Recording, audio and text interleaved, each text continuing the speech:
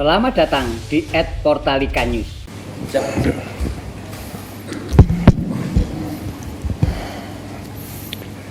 Bismillahirrahmanirrahim.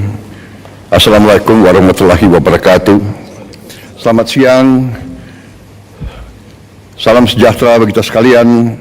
Shalom, salve. Om Swastiastu, Namo Buddhaya. Salam kebajikan.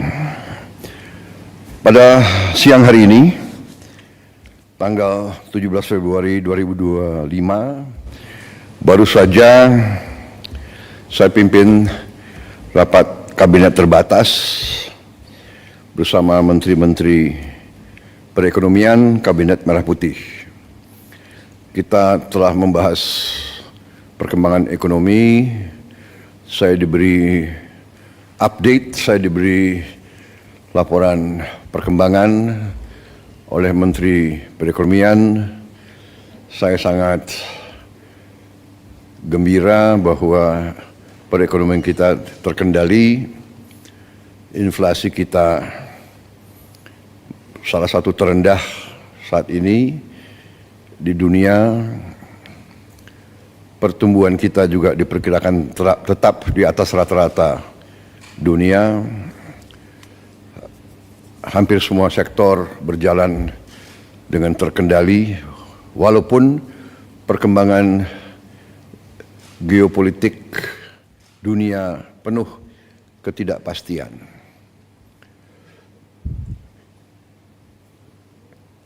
Namun, ketahanan ekonomi kita cukup tangguh. Masih banyak tantangan, masih banyak kesulitan, tapi kita mampu mengendalikan. Di bulan-bulan akan datang kita akan lihat semakin kuatnya perkembangan ekonomi kita. Terutama hari ini kita ambil keputusan tentang devisa hasil ekspor sumber daya alam kita.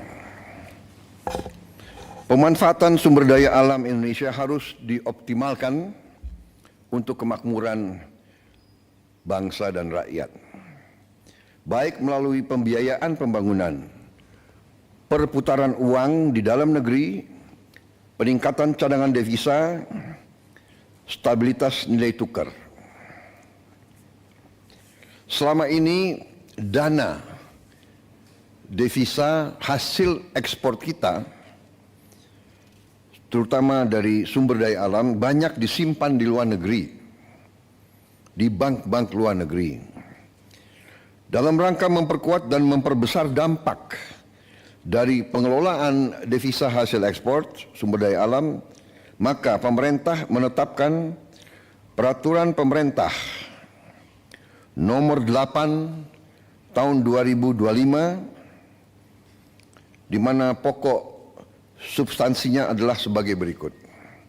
Pertama, pemerintah menetapkan bahwa kewajiban penempatan devisa hasil ekspor sumber daya alam dalam sistem keuangan Indonesia akan ditingkatkan menjadi 100%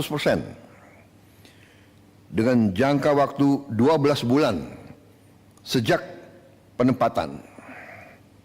Dalam rekening khusus DHE SDA di dalam bank-bank nasional. Ketentuan ini berlaku untuk sektor pertambangan kecuali minyak dan gas bumi, perkebunan, kehutanan, dan perikanan.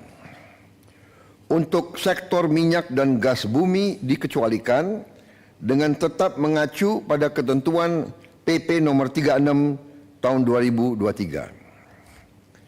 Dengan langkah ini, di tahun 2025, devisa hasil ekspor kita diperkirakan bertambah sebanyak 80 miliar dolar Amerika.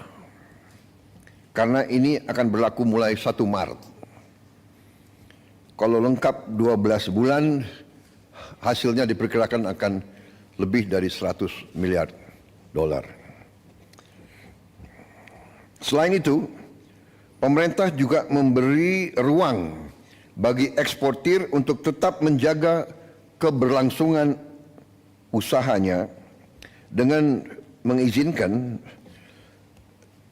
para eksportir tersebut menggunakan DHE SDA yang ditempatkan dalam rekening khusus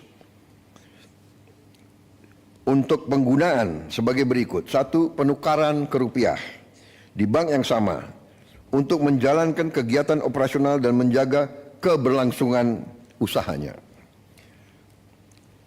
2. Pembayaran dalam bentuk valuta asing atas kewajiban pajak, penerimaan negara bukan pajak dan kewajiban lainnya kepada pemerintah sesuai peraturan perundang-undangan.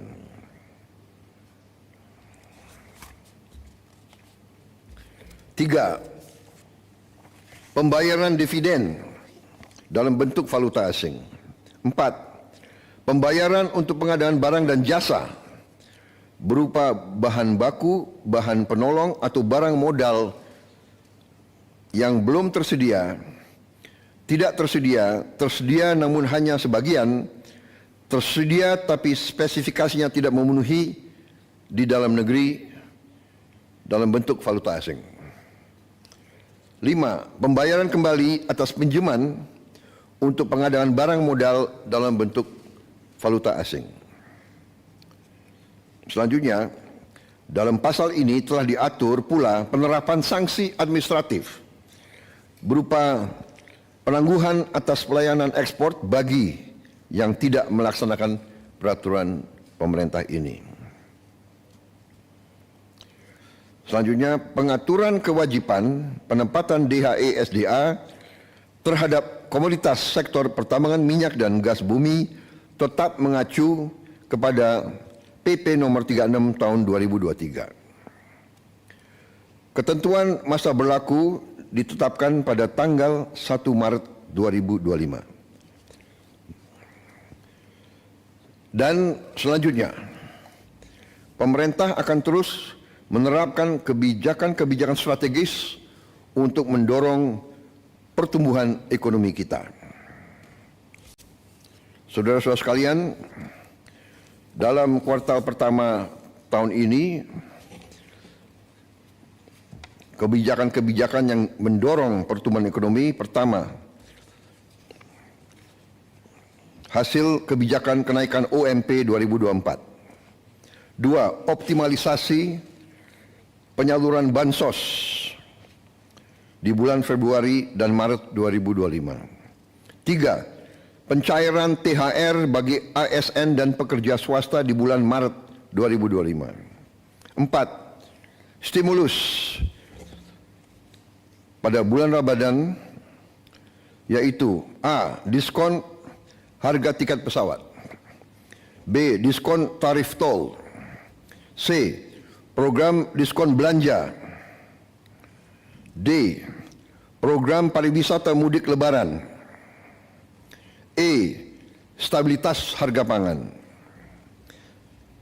5. Paket stimulus ekonomi. A.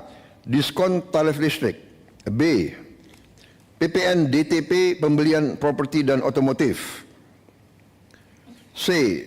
PPN BM DTP otomotif, elektronik vehicle dan hibrida, D. Subsidi pajak DTP motor listrik, E. PPH DTP sektor padat karya. 6. Optimalisasi program makan bergizi gratis. 7. Optimalisasi penyaluran KUR. 8. Panen padi terrealisasi secara optimal, di mana sudah ada laporan bahwa produksi beras kita meningkat secara signifikan.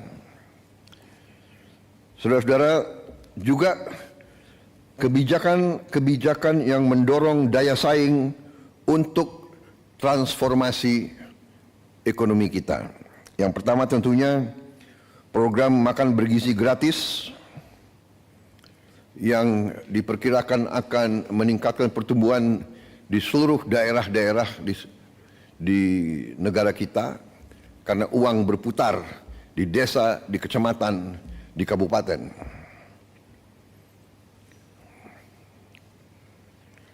2. Program ketahanan pangan dan energi berjalan terus. 3. Optimalisasi pengelolaan BUMN kita melalui konsolidasi ke dalam suatu dana investasi nasional ya, yang akan kita launching tanggal 24 Februari yang akan datang, yaitu Danantara. Ya. Danantara adalah konsolidasi semua kekuatan ekonomi kita yang ada di pengelolaan BUMN. Itu nanti akan dikelola dan kita beri nama Danantara, Daya Anagata Nusantara. Daya artinya energi, kekuatan, Anagata masa depan, Nusantara tanah air kita. Jadi artinya Danantara ini kekuatan ekonomi, dana investasi yang merupakan energi, kekuatan masa depan Indonesia. Kekayaan negara dikelola, dihemat untuk anak dan cucu kita. 4. Kebijakan FLPP untuk melaksanakan program 3 juta rumah murah,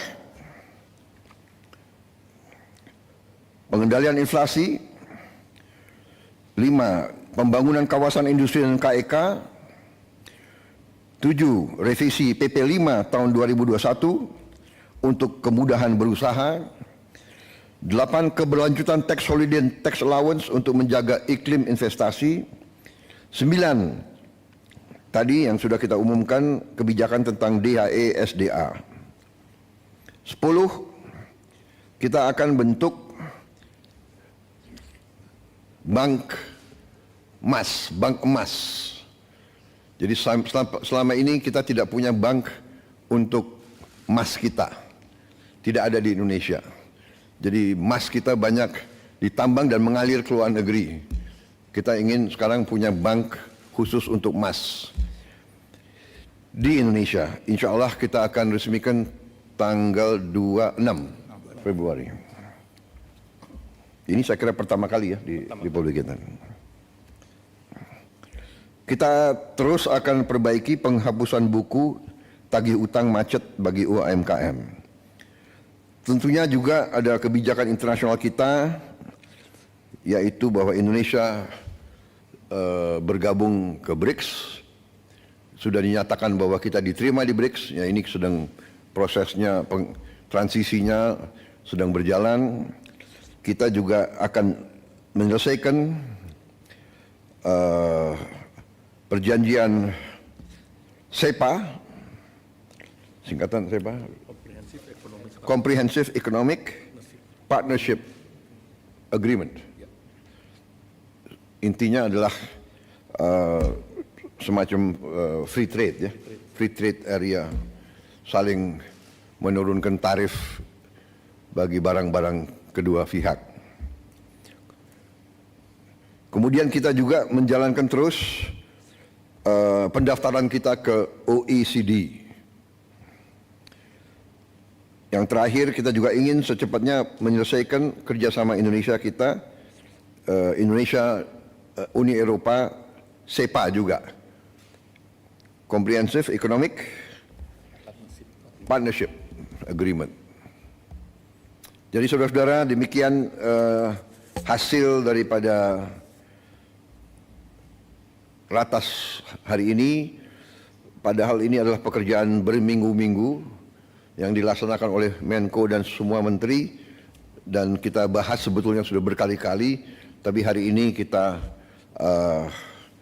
rangkumkan dan kita putuskan, dan sudah saya tanda tangan peraturan pemerintah tersebut nomor 8 tahun 2025, dan hari ini kita umumkan ke publik. Saya kira demikian, saudara-saudara. Kita bersyukur kita bisa memberi yang terbaik kepada bangsa dan rakyat. Kesulitan pasti ada, hambatan pasti ada, tantangan pasti ada, tapi dengan kerjasama yang baik di antara semua pihak dengan niat yang tulus, dengan orientasi kita hanya kepada kepentingan bangsa dan rakyat, dan berpegang teguh kepada Undang-Undang Dasar 1945, insya Allah kita akan mencapai keberhasilan. Kita akan menjadi semakin kuat di bulan-bulan dan tahun-tahun mendatang. Terima kasih. Wassalamualaikum warahmatullahi wabarakatuh. Salam sejahtera bagi kita sekalian. Om Santi Santi Santi Om. Namo Buddhaya. Selesai. Terima kasih.